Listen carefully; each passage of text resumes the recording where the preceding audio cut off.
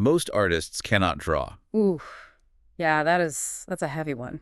Right. I mean, it's a bit of a provocative thought to start off with, isn't it? It comes from Ray Simmons. And when you actually spend a minute turning it over in your head, it strikes at the heart of a pretty terrifying question. Oh, absolutely. Especially for anyone in the creative fields. Exactly. Because whether you are, a design student meticulously rendering a 3D model, or maybe you're a design educator grading just a massive stack of student portfolios, you kind of have to look at what you're doing and ask yourself, are you being trained to just go through the motions of a software program? Or are you actually learning to create? Yeah, are you learning to be an artist who can fundamentally draw? Right. It really is the defining existential question of modern education right now, because we have spent, decades mistaking the execution of a technical process for actual creation. And that distinction, that gap between process and creation is exactly what we are exploring today. This deep dive is tailored specifically for you, the teachers and the students of design. Yeah, and we are pulling our insights today from a really fascinating stack of academic papers and conference proceedings by a group of Bulgarian researchers. Right, specifically Professors Kamen Uzanov, Yordan Doikonov, and Nikola Orloev. They've been looking incredibly closely at this intersection of higher education, the artificial intelligence revolution, and the future of highly intellectual professions. Which is huge. So the mission of our deep dive today is to explore how this incoming AI wave is forcing higher education to completely abandon what these researchers call its conveyor belt model. Yes, the industrial era is over. Right, and we're going to look at what is rising from the ashes to replace it, which is this concept called the one-man university. We'll examine how serious games are stepping in to replace traditional lectures, and most importantly, what this all means for your future in the design profession. It's a lot of ground to cover. It is. Okay, let's unpack this. Because to understand why education must change so drastically, we first have to look at the crisis of the current system, right? The friction that is already burning out both the students and the teachers. Yeah, and the sources are actually quite blunt about the state of affairs here. The core problem they identify is that modern universities are essentially manufacturing intellectual products on a conveyor belt. Manufacturing intellectual products. That sounds so bleak. It does. They are applying industrial era standardization to the human mind. And the result of that factory model is that we're producing designers who cannot actually design. We're producing lawyers who can't apply the law and doctors who can't heal.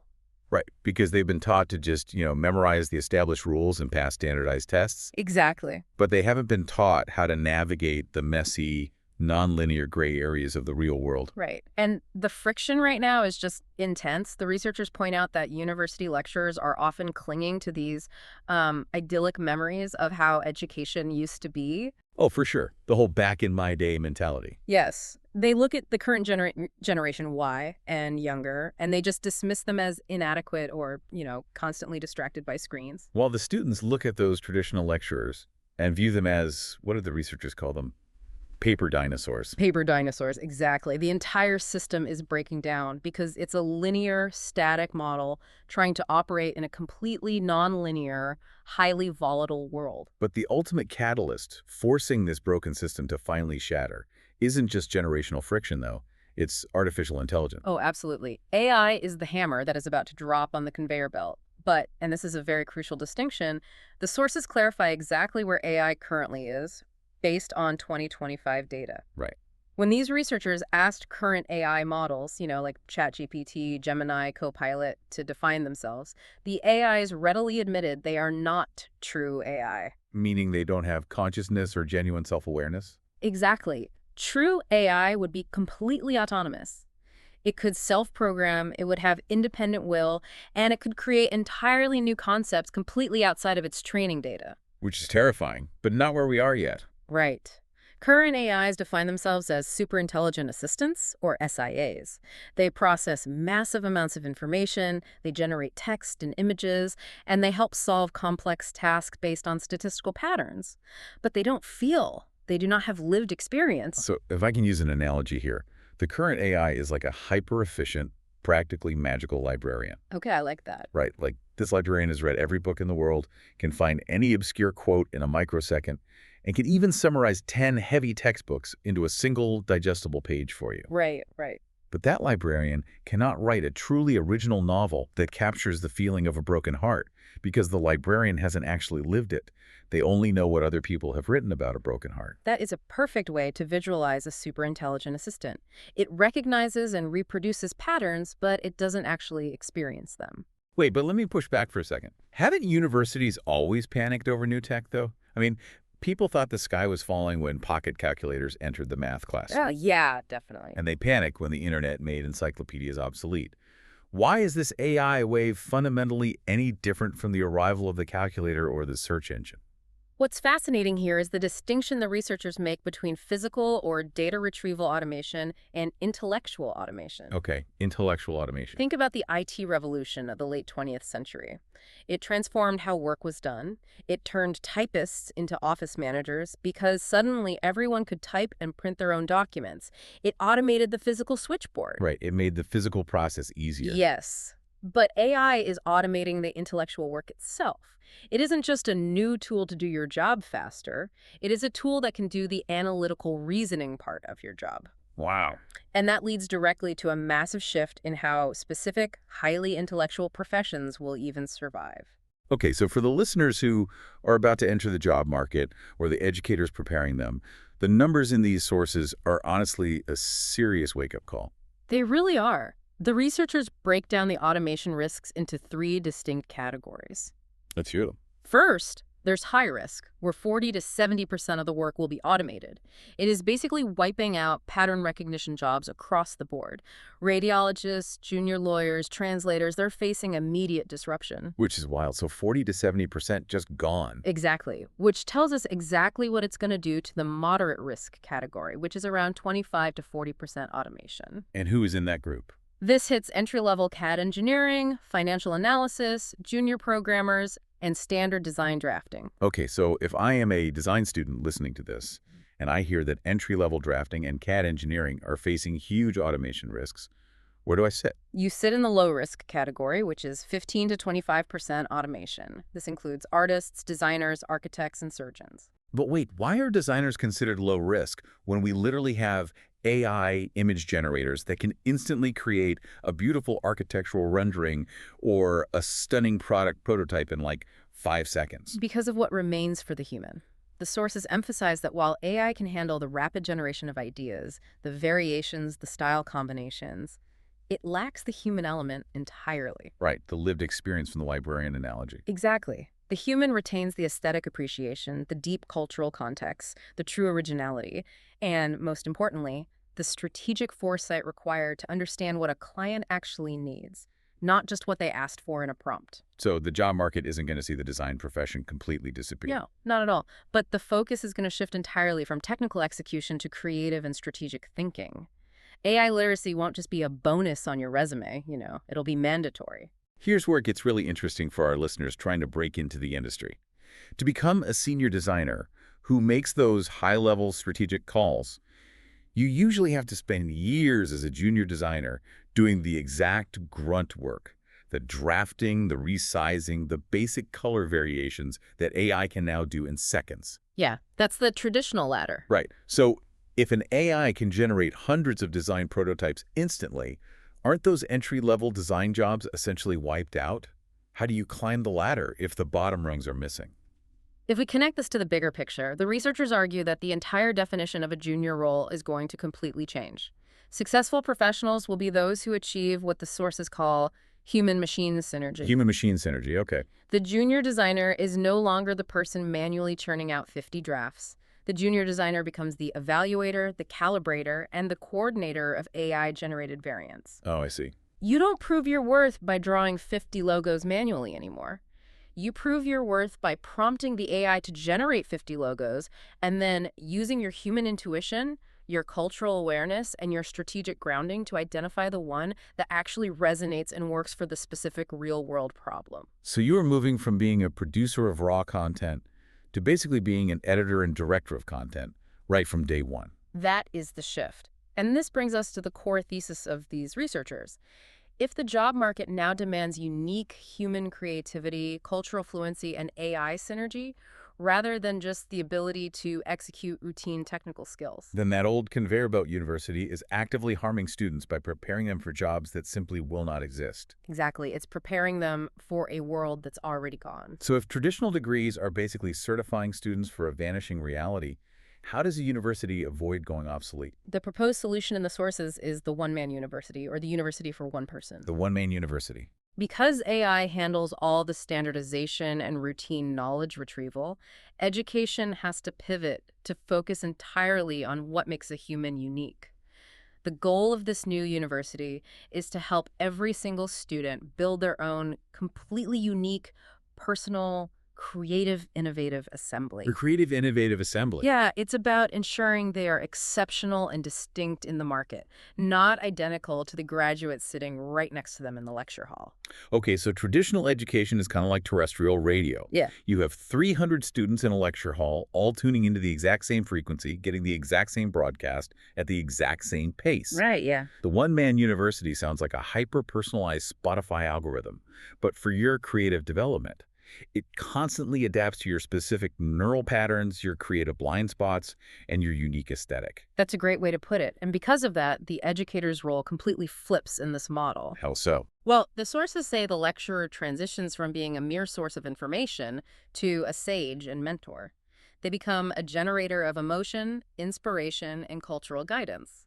Because if it's just raw information, the AI librarian can give the student that faster and more accurately than a human reading from a PowerPoint. Precisely.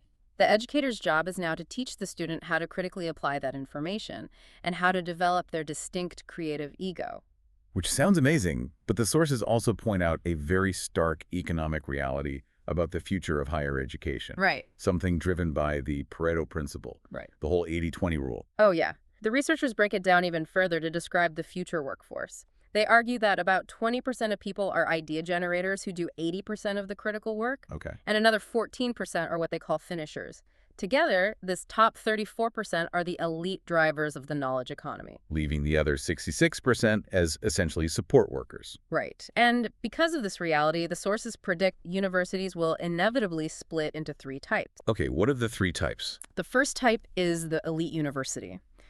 They consciously choose to train that top 34%, the idea generators. They will have low student counts, but massive revenues because their graduates are so highly valued by the market. Right. The second type is the mass university. They train the 66% support workers, essentially providing higher education for service staff.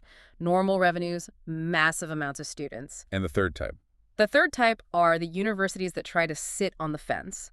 They try to be everything to everyone, attract both groups, and the researchers predict they will be the first to go bankrupt and disappear. Wow. It is a brutal assessment of the educational landscape. Right?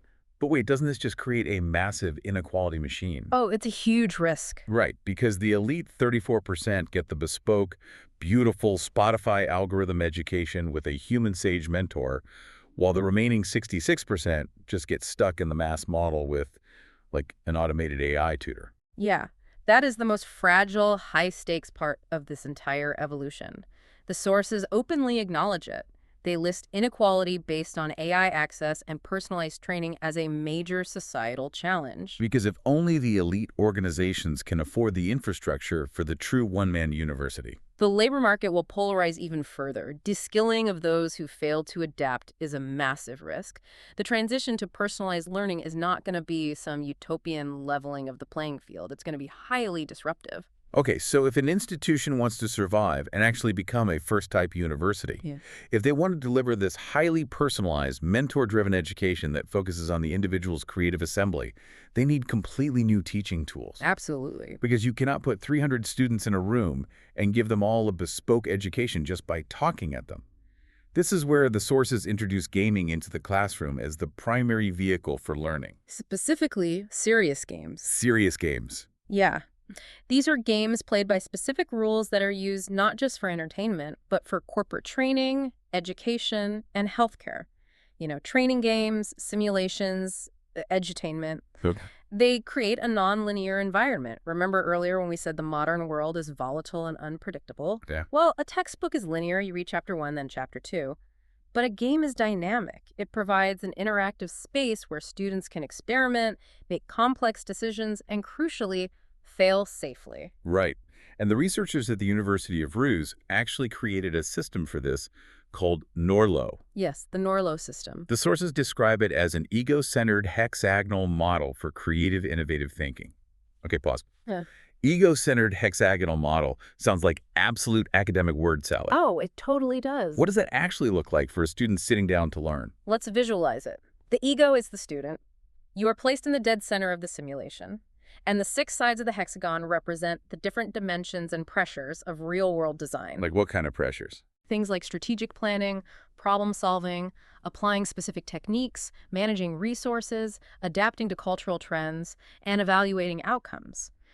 So the game throws a complex scenario at you. Okay, give me an example.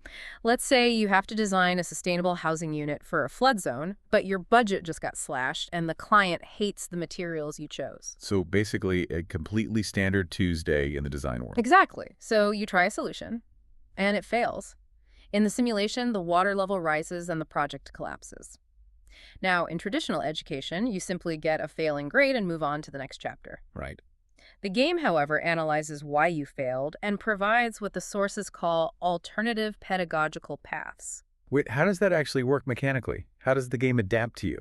If the software recognizes that you keep failing the design challenge because you aren't factoring in the material cost, which is a specific side of that hexagon, it doesn't just lower your score, it automatically shifts the scenario to isolate that specific weakness. Oh, wow. Yeah, the next simulation will force you to manage a micro-budget before you can even touch the aesthetic design tools.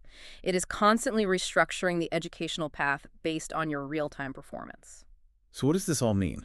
A serious game is basically a flight simulator for the creative brain. I love that comparison. Because you wouldn't put a commercial pilot in a real plane with hundreds of passengers without letting them crash a few times in a simulator first. And we are now doing that for creative and strategic thinking. Exactly. But from the perspective of the design teachers and students listening, how do we prevent these serious games from just becoming a distraction? Because everyone loves playing a game instead of doing actual work. What elevates this from a video game to a rigorous learning tool? This raises an important question, and the researchers are adamant that the educational effectiveness of a serious game relies entirely on its design and its integration with human mentorship. Human mentorship. Right. A serious game cannot just be a flashy piece of software. It must have clear, rigorous educational goals baked into the mechanics.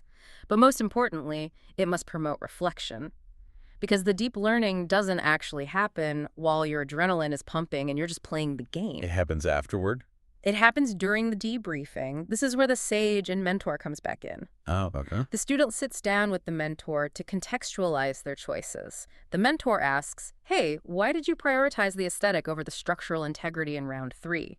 Right. The game acts as the laboratory to generate the experience, but the human mentor helps the student extract the wisdom and actually build their unique creative assembly from that experience. That brings it all full circle perfectly. The game generates the bespoke experience, the AI handles the routine data, and the mentor helps you forge your unique identity. Let's tie all of this together for the listener. If you are a design student or an educator listening right now, the writing is clearly on the wall. The conveyor belt is stopping. AI is already taking over the routine drafting, the calculating, the coding, all the standard variations. Yeah. So your ultimate value in the job market is no longer your ability to execute a software command or churn out 50 drafts. No, your value is your unique assembly of creativity, cultural fluency, and strategic thinking. And to get there, your education has to shift to the one-man university model, where you are guided by mentors, using tools like serious games to safely test and expand your creative limits. You are learning to direct the AI, achieving that human-machine synergy. Exactly. Because if you can achieve that synergy, your profession is highly secure and, honestly, probably more creatively fulfilling than ever. But before we wrap up, I want to hand it over to you for a final thought to ponder. Something that builds on everything we've discussed today about the limits of current technology. Well, we established earlier that current AIs, the ones doing the drafting and summarizing, are just super intelligent assistants. They recognize patterns. But the researchers predict that true AI, autonomous, self-programming, and potentially self-aware could appear in the next 10 to 15 years. Which is an incredibly short timeline. It really is. So if the entire goal of the one-man university is to teach you the unique human creativity that current AI lacks, how will you and your university adapt when the AI eventually learns to be just as creative as you are? What happens when the AI isn't just an assistant, but an artist who can finally draw?